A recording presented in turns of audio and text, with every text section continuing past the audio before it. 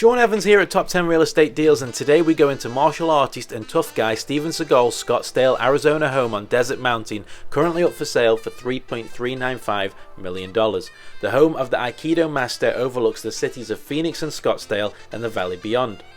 The home was built in 2001 on almost 12 acres right next to a golf course, with the main house measuring over 8,000 square feet with 4 bedrooms and 5 bathrooms, along with a 600 square foot guest house with a living room, full kitchen and bedroom suite.